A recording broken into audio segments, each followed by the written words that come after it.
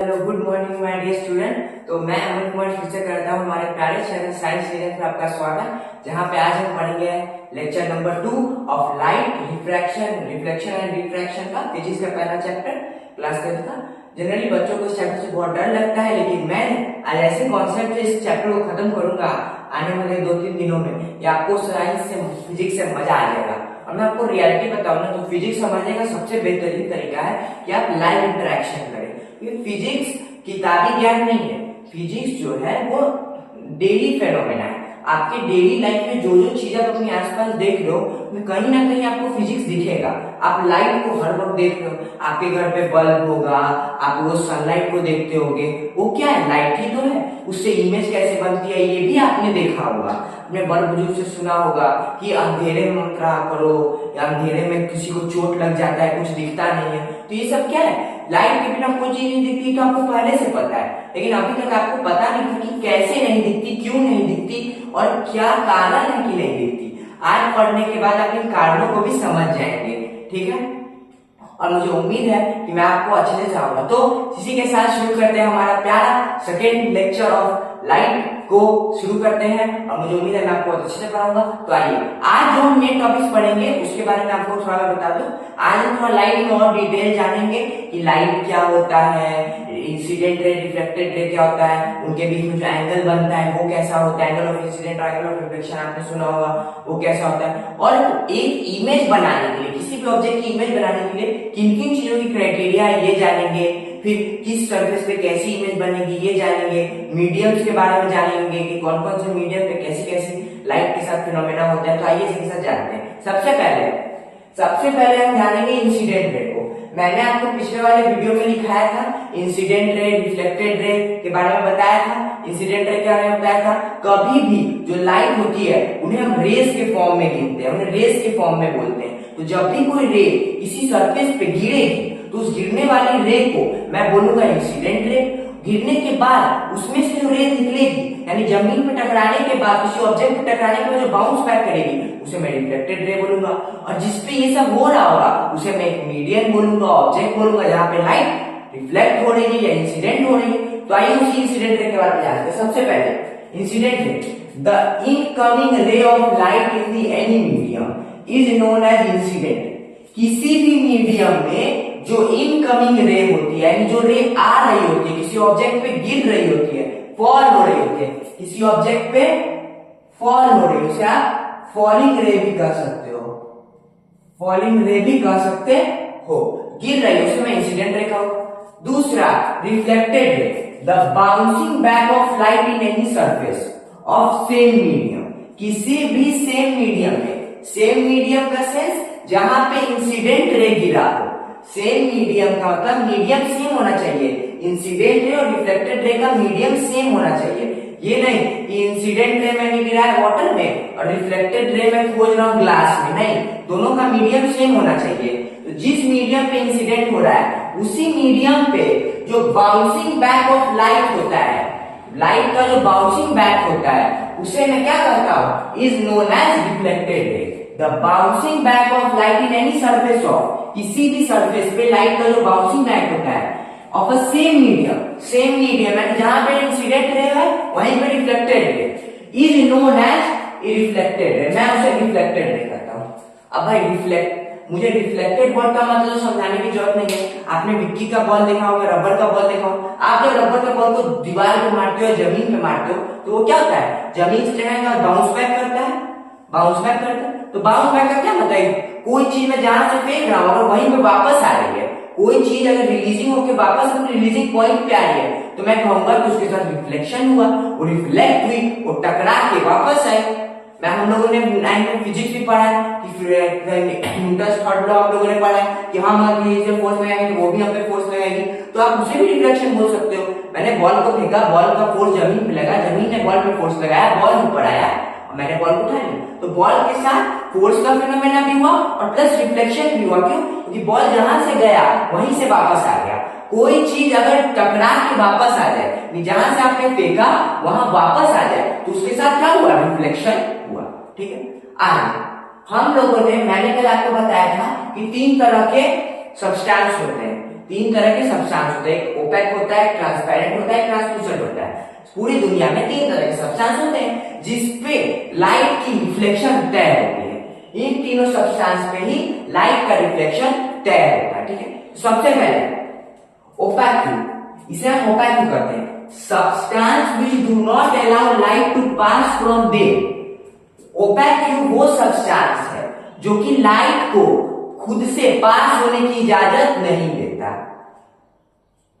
OPEC क्या है? एक ऐसा सब्सटेंस है जिसपे अगर लाइट की रेज टकराएंगी तो इसे पार नहीं कर पाएंगी। मान लो ये ओपेक सब्सटेंस है, इस पे लाइट रेज आई टकराएंगी, जैसे ही इस पे लाइट रेज टकराएंगी तो लाइट रेज से पास नहीं कर पाएंगी, वो इसे टकरा के क्या होगी? रिफ्लेक्ट हो जाएंगी, टकरा के रिफ्लेक्ट हो जाएंगी। तो यानी ओपेक जो सब्सटेंस होगा उसमें रिफ्लेक्शन सबसे ज्यादा होगा। ओपेक जो सब्सटेंस होगा उसमें रिफ्लेक्शन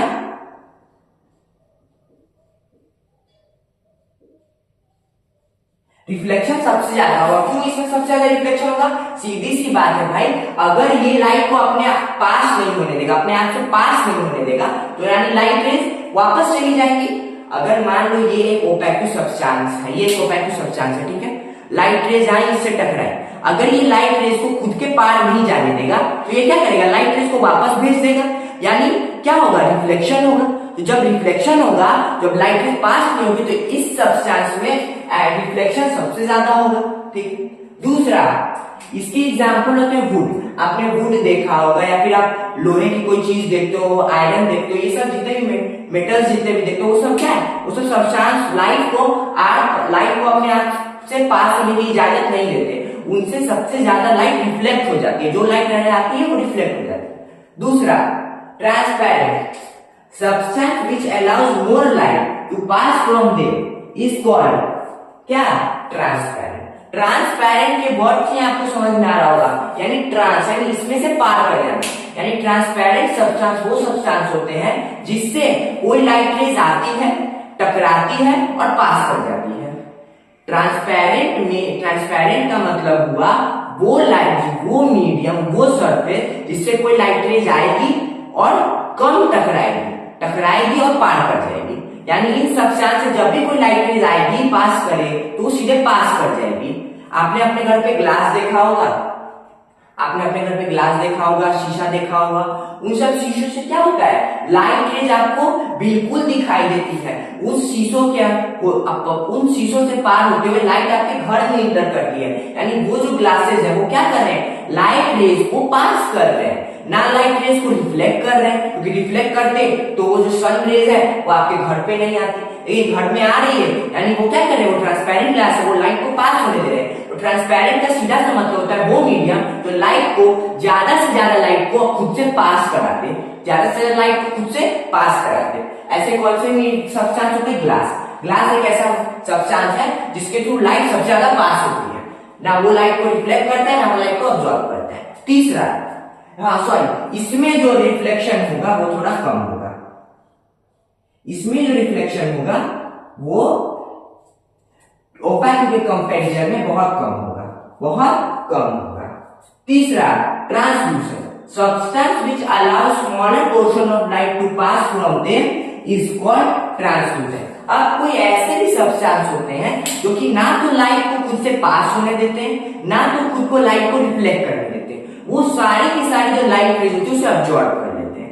कुछ ऐसे मीडियम होते हैं जो कि ना तो लाइट रेज को खुद से पास होने देते हैं यानी जाने देते हैं, ना तो लाइट रेज को रिफ्लेक्ट करते हैं, वो सारे की सारी जो लाइट रेज है मेजर पोर्शन ऑफ लाइट को अब्सॉर्ब कर लेते हैं। क्या करते हैं? एब्जॉर्ब कर लेते हैं। अब भाई लाइट एक एनर्जी है, तो एनर्जी तो अब्सॉर्ब हो सकती है, तो भाई लाइट रेज भी अब्सॉर्ब हो सकती है, तो वो मीडियम क्या करता है? लाइट को अब्सॉर्ब कर लेता है, लाइट को क्या करता है? अब्सॉर्ब कर लेता है। तो इस मीडियम में रिफ्लेक्शन एकदम नाम मात्र होगा, एकदम नाम मात्र, और लाइट रेज पास भी नाम मात्र करेंगी, लेकिन अब्सॉर्प्शन बहुत हाई होगा, लाइट का अब्सॉर्ब बहुत हाई होगा। इसमें रिफ्लेक्शन होगा ही नहीं, इसमें मानिए रिफ्लेक्शन होगा ही नहीं, इसमें क्या होगा? अब्सॉर्प्शन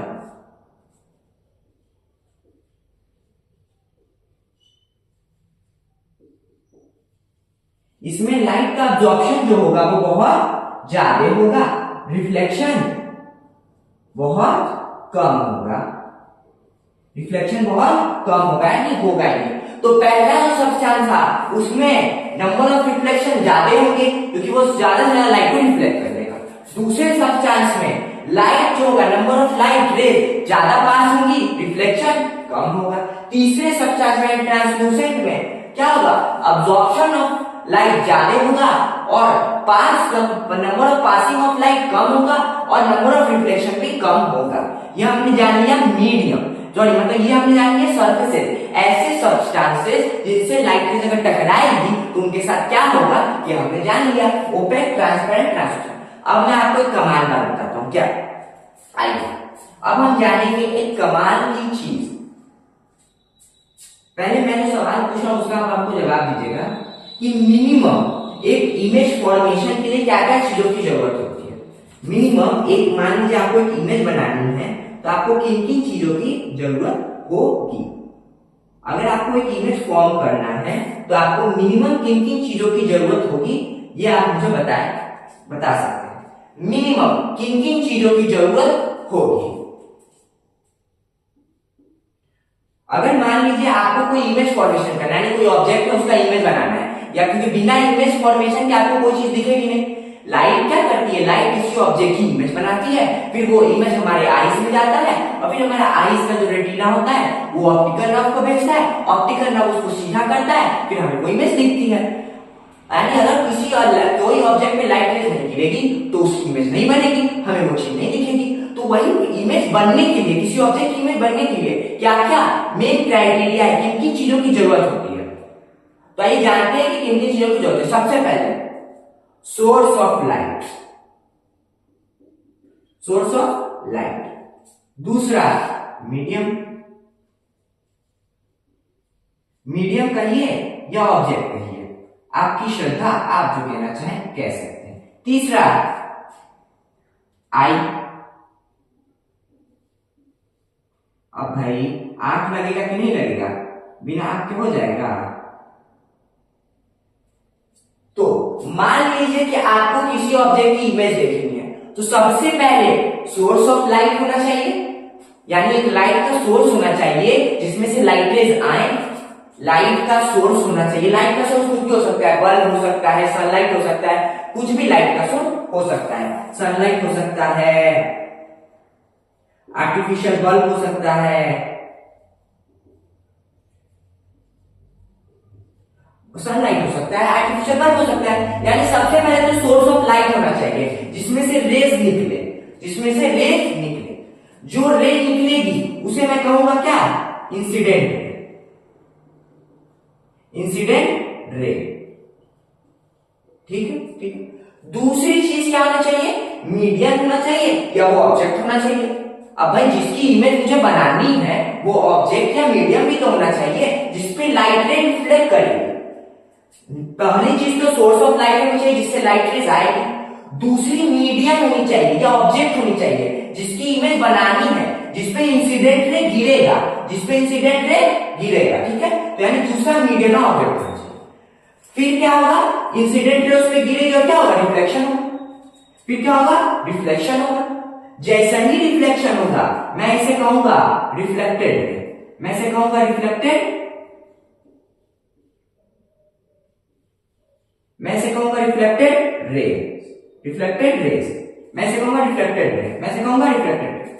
जैसा ही रिफ्लेक्शन होगा, जैसे ही इंसिडेंट रे गिरी, यहां रिफ्लेक्शन हुआ, इमेज बनेगा। इस ऑब्जेक्ट या इस मीडियम की इमेज बनेगी, इस ऑब्जेक्ट या इस मीडियम की इमेज बनेगी कि नहीं बनेगी, बनेगी। अब अगर इमेज बन गई तो इमेज देखने के लिए आंखें भी तो होनी चाहिए। अब अगर मान लो यहाँ किसी चीज की इमेज बनी है, उसको देखने के लिए आंखें भी तो होनी चाहिए। आप किसी भी चीज को देख पा रहे हो तो अपनी आंखों की मदद से, यानी किसी भी इमेज को देखने के लिए आंख भी जरूरी है। आंख नहीं होगा तो कैसे सर देखोगे, कुछ भी, तो आंख होना चाहिए। तो यानी तीन चीजें जो किसी भी ऑब्जेक्ट की इमेज को देखने के लिए जरूरी है वो क्या क्या है। सबसे पहले सोर्स ऑफ लाइट जिससे लाइट रेज निकले, दूसरा मीडियम या ऑब्जेक्ट जिसपे लाइट इंसिडेंट रे गिरे और रिफ्लेक्शन हो, तीसरा रिफ्लेक्शन होने के बाद जो इमेज बनेगी उसे देखने के लिए कोई आंख भी तो होनी चाहिए, उसे देखने के लिए कोई आंख भी होनी चाहिए। ये था कि किसी भी ऑब्जेक्ट की इमेज देखने के लिए किन किन चीजों की, किन किन क्राइटेरिया की जरूरत है। दूसरा, अब आपको कमाल की बात बताता हूं कि ये जो इंसिडेंट रे है और ये जो रिफ्लेक्टेड रे, ये कितना होगा, ये एक चीज पे तय होता है, एंगल पे, कि इन दोनों के बीच में कितना एंगल है, यही डिसाइड करेगा कि कितनी इंसिडेंट रे गिरी है और कितना रिफ्लेक्शन हुआ है, ये बताएगा हमारा एंगल। अब ये एंगल कैसे बनता है, अब देखिए, ये मान लीजिए इंसिडेंट रे है, ये मान लीजिए रिफ्लेक्टेड रे है, ठीक है। ये क्या है, इंसिडेंट रे है, ये हमारा रिफ्लेक्टेड रे। अब मानिए मैंने यहां बीच में लाइन, इमेजिनरी लाइन ड्रॉ किया, मैंने यहाँ पे परपेंडिकुलरी इमेजिनरी लाइन ड्रॉ किया, बिल्कुल परपेंडिकुलर इमेजिनरी लाइन ड्रॉ किया कि इनके बीच में कोई एंगल बन सके, इनके बीच में कोई एंगल बन सके। अभी इनके बीच में कोई एंगल नहीं बनेगा। अब अगर मुझे इंसिडेंट और रिफ्लेक्टेड का एंगल बनाना है तो मैंने एक परपेंडिकुलर लाइन ड्रॉ किया जिसे मैंने नाम दिया नॉर्मल, जिसे मैंने नाम दिया नॉर्मल, बिल्कुल परपेंडिकुलर, इंसिडेंट और रिफ्लेक्टेड रे के परपेंडिकुलर एक ड्रॉ किया। जैसे ही मैंने ये लाइन ड्रॉ किया, यहां पे कुछ एंगल बना, यहां पे कुछ एंगल बना, यहां पे कुछ एंगल बना, यहां कुछ एंगल बना। इंसिडेंट रे में जो एंगल बना उसे मैंने कहा एंगल ऑफ इंसिडेंट, इसे मैंने कहा एंगल ऑफ इंसिडेंट।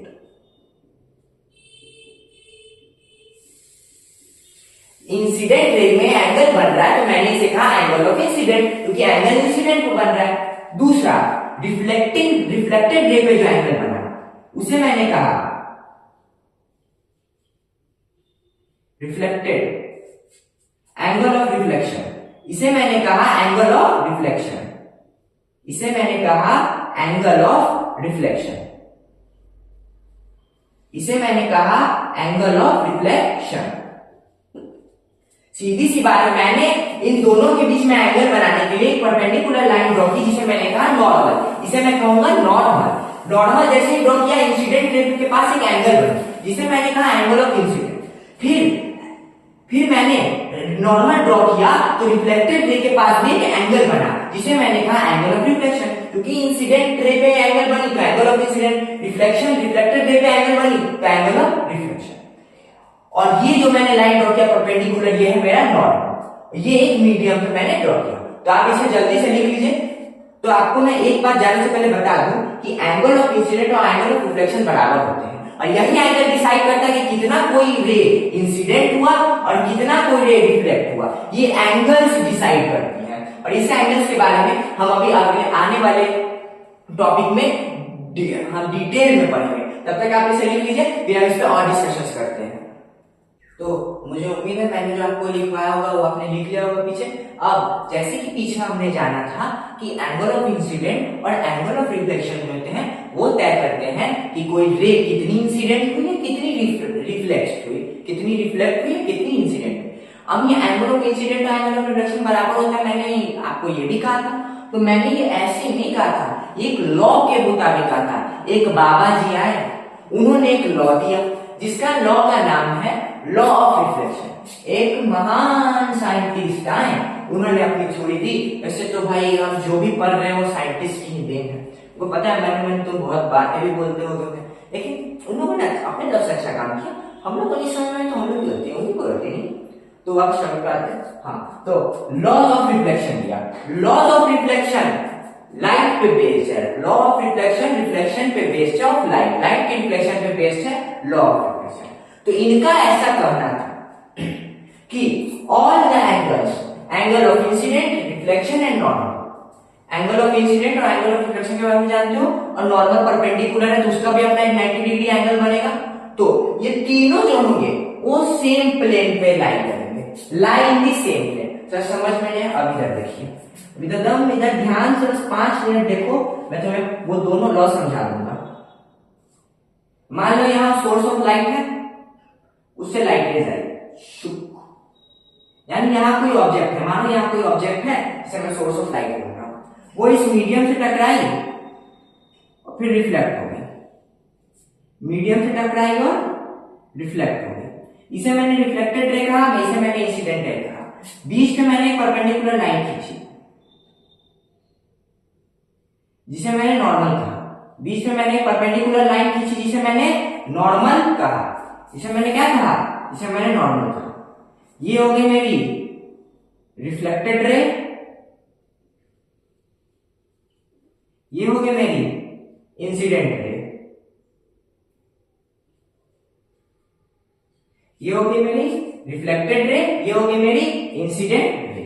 ठीक है भाई, बीच में एक परपेंडिकुलर लाइन ड्रॉ किया जिसे मैंने क्या नाम दिया, नॉर्मल लाइन दिया। जैसे ही मैंने ये परपेंडिकुलर ड्रॉ किया, यहां पे एक एंगल बना, यहां पे एंगल बना छोटा सा, जिसे मैंने कहा एंगल ऑफ इंसिडेंट। यहां पे एक एंगल बना जिसे मैंने कहा एंगल ऑफ इंसिडेंट। फिर यहां एक एंगल बना जिसे मैंने कहा एंगल ऑफ रिफ्लेक्शन। जैसे ही मैंने नॉर्मल ड्रॉ किया तो यहां पे एंगल ऑफ इंसिडेंट बना, यहां एंगल ऑफ रिफ्लेक्शन बना, यहां क्या बना, एंगल ऑफ रिफ्लेक्शन बना। इसे मैंने एंगल ऑफ इंसिडेंट कहा, इसे मैंने एंगल ऑफ रिफ्लेक्शन कहा। एंगल ऑफ इंसिडेंट और एंगल ऑफ रिफ्लेक्शन कुछ नहीं है, बस एंगल है जो कि बीच में बनता है, किसके, नॉर्मल और इंसिडेंट रे के बीच में जो एंगल बन रहा है उसे मैंने एंगल ऑफ इंसिडेंट कहा। नॉर्मल और रिफ्लेक्टेड रे के बीच में, नॉर्मल और रिफ्लेक्टेड रे के बीच में जो एंगल बन रहा है उसे मैंने एंगल ऑफ रिफ्लेक्शन कहा। यही एंगल डिसाइड करता है कि कौन सी रेस कितनी इंसिडेंट हुई और कितनी रिफ्लेक्ट हुई, कोई रेस कितनी रिफ्लेक्ट हुई, ये डिसाइड कौन करता है, उनके बीच का एंगल, कि उनके बीच का एंगल कैसा है। ठीक है, अब पहले पॉइंट के थ्योरी के हिसाब से बाबा जी आए, बाबा जी ने बिल्कुल यही स्टेटमेंट दिया, पूरा ये सब समझाया बैठा के कि एंगल ऑफ इंसिडेंट होता है, एंगल ऑफ रिफ्लेक्शन होता है, इनके बीच में एंगल होता है। और फिर अपनी दो थ्योरी थी। पहली थ्योरी में उन्होंने कहा कि ऑल द एंगल्स, जो सारे एंगल्स है, तीन एंगल बन रहे हैं, एक एंगल ऑफ रिफ्लेक्शन है, एक एंगल ऑफ रिफ्लेक्टेड है और एक नॉर्मल का अपना एंगल है परपेंडिकुलर। जैसे आप देख पा रहे हो कि एक नॉर्मल का अपना एंगल है परपेंडिकुलर, तो ये परपेंडिकुलर गिरा कि 90 डिग्री बनाए, तो angle of incidence, angle of reflection और normal all lie in the same plane, सब सेम प्लेन पे लाई करते हैं। अब प्लेन का मतलब जो बच्चे हैं ना वो समझ लेते हैं ये ना, ये प्लेन का मतलब नहीं है, प्लेन का मतलब है ये।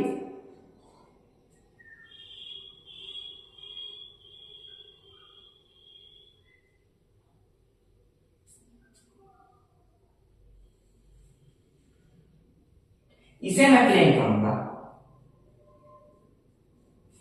इसे मैं प्लेन कहूंगा। ये तीनों के तीनों एक ही प्लेन पे लाई कर रहे हैं, ये तीनों के तीनों एक ही प्लेन में लाई कर रहे हैं। प्लेन का मतलब फ्रेम समझिए, ये तीनों एक फ्रेम पे लाई कर रहे हैं। आप अगर एक फोटो की तरह इमेजिन करेगा तो तीनों एक फ्रेम में लाई कर रहे हैं, ना कोई ज्यादा ना कोई कम, ये तीनों के तीनों एक फ्रेम में लाई कर रहे हैं, एक फ्रेम में लाई कर रहे हैं। Angle of incidence, angle of reflection, normal, तीनों का तीनों एक फ्रेम में लाई कर रहे हैं और इसे मैं प्लेन कहूंगा, ना कि मैं इस पॉइंट को प्लेन कहूंगा। ये जो पॉइंट है ये प्लेन नहीं होता, प्लेन का मतलब है ये तीनों एक ही फ्रेम में लाई कर रहे हैं, angle of incidence, angle of reflection और नॉर्मल, तीनों एक प्लेन में खड़े हैं। ये बाबा जी ने थ्योरी दी। बाबा जी ने दूसरी थ्योरी क्या थी, angle of incidence is equal to angle of reflection. सबसे इंपॉर्टेंट थ्योरी जिससे क्वेश्चन बनता है, सबसे इंपॉर्टेंट इनकी बात यही थी कुल मिला के कि एंगल ऑफ इंसिडेंट जो होता है, एंगल ऑफ इंसिडेंट जो होता है, एंगल ऑफ इंसिडेंट जो होता है वो एंगल ऑफ रिफ्लेक्शन के बराबर होता है।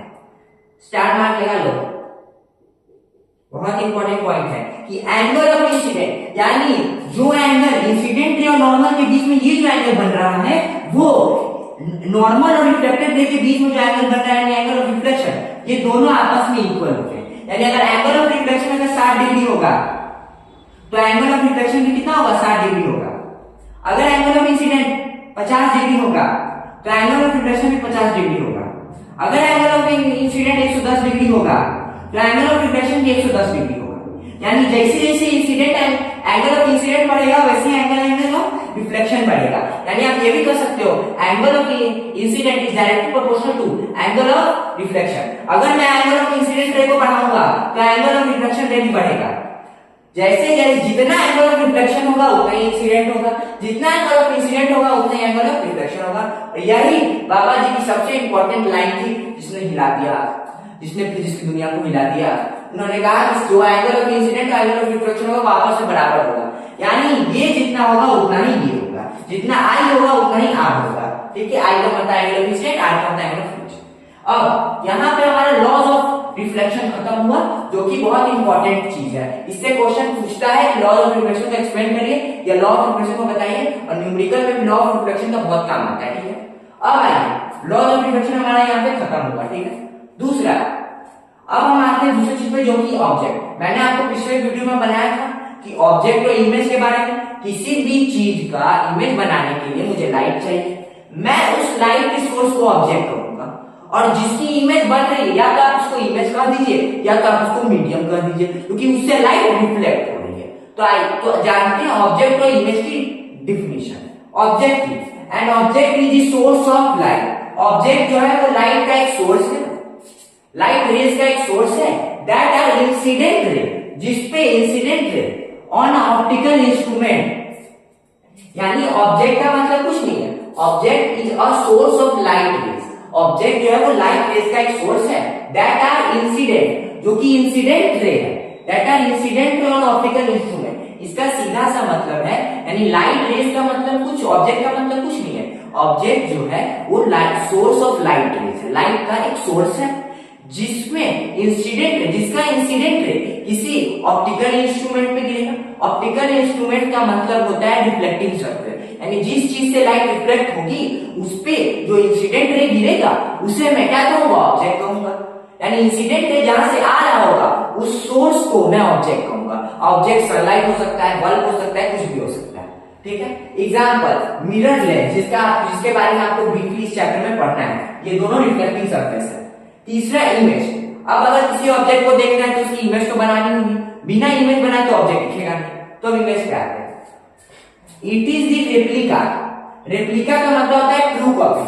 आपने सुना होगा दुनिया में 7 अजूबे हैं, एक इंसान, तो 7 अजूबे एक इंसान के 6 कॉपी है। यानी जैसा मैं हूं, मेरे जैसे और वर्ल्ड में 6 आदमी हो, ऐसा लोग बोलते हैं।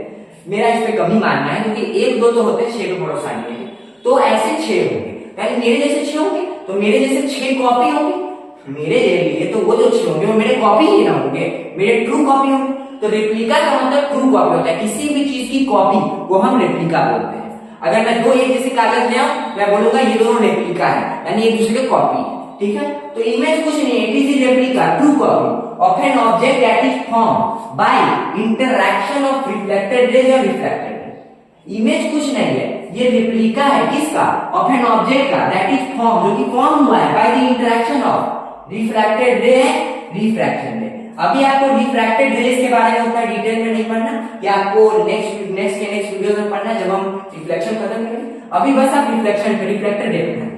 यानी इमेज का मतलब है कि इमेज जो होता है वो किसी ऑब्जेक्ट का रिप्लिका होता है, यानी ट्रू कॉपी होता है, जो कि ऑब्जेक्ट, जो कि इमेज फॉर्म होता है by the intersection of light rays. यानी मान लीजिए ये मेरा मार्कर है, इससे लाइट रे जाके टकराएगी तो इसकी इमेज बनेगी। इसकी जो इमेज बनेगी वो इसकी ट्रू कॉपी होगी, यानी ये एक्चुअल नहीं होगा, इसकी इमेज मुझे दिखाई दे रही है। ये मुझे एक्चुअली दिखाई दे रहा, मुझे इसकी ट्रू कॉपी दिखाई दे रही है। यानी आप इमेज का मतलब बस इतना समझिए कि जब कोई ऑब्जेक्ट पे ऑप्टिकल इंस्ट्रूमेंट आके, मतलब कोई लाइट रेज आके इंटरैक्ट करती है, उसे टकराती है, रिफ्लेक्ट होती है, फिर जो इमेज बनती है, जो चीज बनती है, उसे मैं इमेज कहता हूं। इमेज का मतलब सीधा सा है कि वो रेप्लिका होती है एक्चुअल रियलिटी की। यानी it is the replica of an object. एक ऑब्जेक्ट है, उसकी रेप्लिका है, दैट इज फॉर्म, जो कि ऑब्जेक्ट की फॉर्म हुआ है, जो कि ऑब्जेक्ट फॉर्म हुआ है कैसे, बाय इंटरैक्शन ऑफ रिफ्रैक्टेड रे। रिफ्रैक्टेड रे के इंटरसेक्शन से, यानी रेज आई है, उस ऑब्जेक्ट से टकराई है, रिफ्लेक्ट हुई है, और फिर उनके बीच में एंगल बना है, और फिर वही रिफ्लेक्शन की वजह से हमें जो इमेज दिखाई दे रही है। तो ठीक है, मुझे उम्मीद है मैंने आपको ये सब पूरा टॉपिक बढ़िया से पढ़ाया होगा। अब हमारा जो नेक्स्ट वीडियो आएगा, उस वीडियो में हम लोग और डिटेल में, और नेक्स्ट हमारा जो वीडियो आएगा उसमें हम सर्फेसेस के बारे में डिस्कशन करेंगे, और सर्फेसेस के बारे में डिस्कशन करने के बाद हम लोग प्लेन मिरर के बारे में जानेंगे। प्लेन मिरर के बारे में जानने के बाद आखिरकार हम लोग अपने मिरर में घुस जाएंगे, जो कि हमारा क्या होगा, कन्वेक्स और कनकेव मिरर। 2 तरह के मिरर होते हैं, कनकेव और कन्वेक्स मिरर, जो कि हमारे क्या होते हैं, रिफ्लेक्टिंग इंस्ट्रूमेंट होते हैं, जो कि हमारे क्या होते हैं, ऑप्टिकल इंस्ट्रूमेंट होते हैं। तो नेक्स्ट वीडियो में हम लोग ऑप्टिकल इंस्ट्रूमेंट में इंटर कर जाएंगे, और ऑप्टिकल इंस्ट्रूमेंट के बारे में अच्छे से बात करेंगे और उसे समझेंगे, और हो सके तो नेक्स्ट वीडियो से हमारा न्यूमेरिकल भी स्टार्ट हो जाएगा। तब तक के लिए अगर मेरे पढ़ाने में कोई भी कमी उम्मीद रही हो तो आप इसे कमेंट सेक्शन पे जरूर लिखिए, जरूर बताइए कि हमसे क्या गलती हुआ, कि हम उसे और सुधार करें और अच्छे से पढ़ें और अच्छे से आपके जान सके। तो तब तक के लिए इस वीडियो को लाइक शेयर और सब्सक्राइब कर लीजिए कि जितने से ज्यादा लोगों तक ये वीडियो पहुंच सके, कि मैं उनकी मदद कर सकूं, उन्हें भी साइंस पढ़ा सकूं, उन्हें भी साइंस से प्यार कर सकूं और उनका भी कॉन्सेप्ट क्लियर कर सकूं। तब तक के लिए tata bye bye see you.